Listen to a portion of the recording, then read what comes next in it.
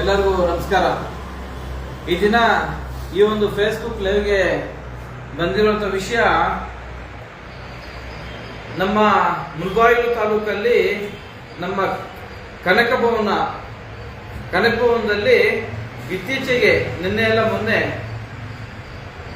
ನಮ್ಮ ಕಾಂಗ್ರೆಸ್ ಪಕ್ಷದ ಹಿರಿಯರು, ಕಾಂಗ್ರೆಸ್ ಪಕ್ಷದ ನಾಯಕರು ಅಂತೇಳಿ ಯಾರು ಗುರುತಿಸ್ಕೊಂಡಿದ್ದಾರೆ, ಅಹಿಂದ ಚಳುವಳಿ ಹೋರಾಟಗಾರರು, ಕೆಪಿಸಿಸಿ ಅಹಿಂದ ಏನೋ ಒಂದು ಸ್ಥಾನಮಾನ ತಗೊಂಡಿರುವಂತ ನಮ್ಮ ವೆಂಕಟೇಶ್ ಗೌಡ ಅಣ್ಣನವರು, ಅವರ ಸಂಘಟಕರು, ಅಹಿಂದ ಚಳುವಳಿಯ ರಾಜ್ಯದ ಹಾಗೂ ಜಿಲ್ಲೆಯ ನಾಯಕರು ಎಲ್ಲರೂ ಸೇರಿ ಒಂದು ನೀಟ್ ಎಕ್ಸಾಮ್ಗೆ ಸಂಬಂಧಪಟ್ಟಂತೆ ಒಂದು ವಿಚಾರನ ಸುದ್ದಿಗೋಷ್ಠಿ ಮಾಡಿರ್ತಾರೆ. ಸಂತೋಷ. ಇವತ್ತು ನಾವು ಕಾಂಗ್ರೆಸ್ ಪಕ್ಷ ಆಗಿರ್ಬೋದು, ಬಿಜೆಪಿ ಪಕ್ಷ ಆಗಿರ್ಬೋದು, ಯಾವುದೇ ಪಕ್ಷ ಆಗಿರ್ಬೋದು, ದೇಶದಲ್ಲಿ ಒಬ್ಬರಿಗೆ ಒಬ್ಬರು ಟೀಕೆಗಳನ್ನ ಮಾಡುವಂತ ಕೆಲಸ ಇವತ್ತು ದೇಶದಲ್ಲಿ ನಡೀತಾ ಇದೆ. ಅದರಲ್ಲೇನು ತಪ್ಪೇನಿಲ್ಲ ಟೀಕೆ ಮಾಡೋದ್ರಲ್ಲಿ. ಆದ್ರೆ ಆ ಒಂದು ಟೀಕೆನ ಮಾಡಬೇಕು ಅನ್ನುವಂತ ಒಂದು ಸಂದರ್ಭದಲ್ಲಿ ಪಕ್ಷಗಳ ನಡುವೆ ಟೀಕೆಗಳಾಗ್ಲಿ ಅದಕ್ಕೆ ಯಾರು ಕಿವಿ ಕೊಡೋದಿಲ್ಲ. ಅದಕ್ಕೆ ಆದಂತಹ ಒಂದು ತಕ್ಕ ಉತ್ತರನ ಕೊಡೋದಕ್ಕೆ ಆ ಪಕ್ಷಗಳ ನಾಯಕರು ಅದಕ್ಕೆ ಉತ್ತರನ ಕೊಡೋದಕ್ಕೆ ಕೆಲಸ ಮಾಡ್ತಾರೆ. ಆದ್ರೆ ನೀವು ರಾಜಕೀಯವಾಗಿ ಒಂದು ಪಕ್ಷನ, ಬಿಜೆಪಿ ಪಕ್ಷನ ನೀವು ಟೀಕೆ ಮಾಡುವಂತ ಒಂದು ಭರದಲ್ಲಿ ನೀವು ಬಿಜೆಪಿ ಪಾರ್ಟಿನ ನೀವು ಟೀಕೆ ಮಾಡಬೇಕು ಅಂತೇಳಿ ಒಂದು ನೀಟ್ ಎಕ್ಸಾಮ್ನ ನೆಪ ಇಟ್ಕೊಂಡು ಡೆಲ್ಲಿಯಲ್ಲಿ ನಡೆದಿರ್ತಕ್ಕಂಥ ಒಂದು ಜಂತರ್ ಮಂತರ್ನ ಸನ್ನಿವೇಶನ ನೀವು ಗಮನದಲ್ಲಿಟ್ಕೊಂಡು ಇದು ಒಳ್ಳೆ ಚಾನ್ಸ್, ಸಿಕ್ಕಿರುವಂತ ಚಾನ್ಸ್ ಅಂತೇಳಿ ನಮ್ಮ ಭಾರತ ದೇಶದ ಸುಪ್ರೀಂ ಕೋರ್ಟಿನ ಸನ್ಮಾನ್ಯ ಸೂರ್ಯಕಾಂತ್ ರವರನ್ನ ಬಿಜೆಪಿಗರ ಬೂಟನ್ನ ನೆಕ್ತಾ ಇದ್ದೀರಾ ಅನ್ನೋ ಒಂದು ಮಾತನ್ನ ನೀವು ಹೇಳಿರುವಂತದ್ದು ಇದು ಖಂಡನೀಯ. ಇವತ್ತು ಭಾರತ ದೇಶದಲ್ಲಿ ಎಷ್ಟೇ ಧರ್ಮಗಳಿದ್ರೂ ಸಹ ಅವರವರ ಧರ್ಮಗಳಿಗಿಂತ ದೊಡ್ಡ ಧರ್ಮ ಸಂವಿಧಾನ.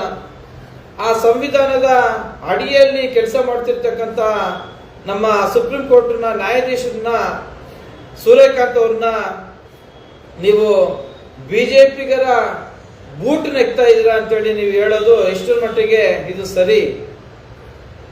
ಇವತ್ತು ನೀವು ಕೊಟ್ಟಿರ್ತಕ್ಕಂತಹ ಒಂದು ಸ್ಟೇಟ್ಮೆಂಟು ಇವತ್ತಿಗೆ 3ನೇ ದಿನ 4ನೇ ದಿನ ಕಳೀತಾ ಇದೆ.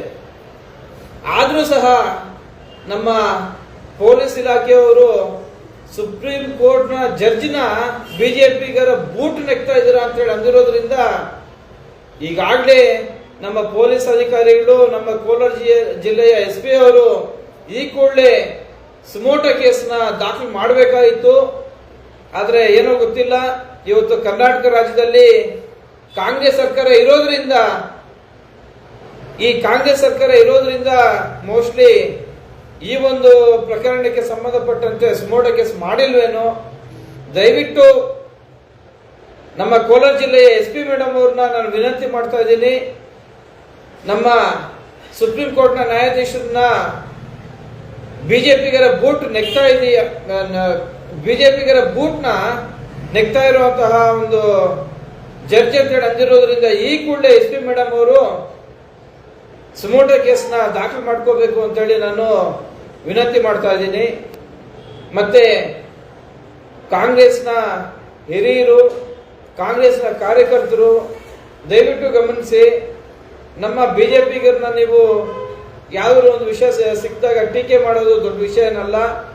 ಟೀಕೆ ಮಾಡಿ, ಆದರೆ ನ್ಯಾಯಯುತವಾಗಿ ನ್ಯಾಯಾಧೀಶರನ್ನ ಅವಮಾನ ಪಡಿಸುವಂತ ಕೆಲಸ, ಅವರ ಒಂದು ಸ್ಥಾನಮಾನಕ್ಕೆ ಅಗೌರವ ಪಡಿಸುವಂತ ಕೆಲಸ ಮಾಡಿದ್ರೆ ಅದು ಬರೀ ಸುಪ್ರೀಂ ಕೋರ್ಟ್ನ ಜಡ್ಜಿಗೆ ಮಾತ್ರ ಅಲ್ಲ, ಭಾರತ ದೇಶದ ಇಡೀ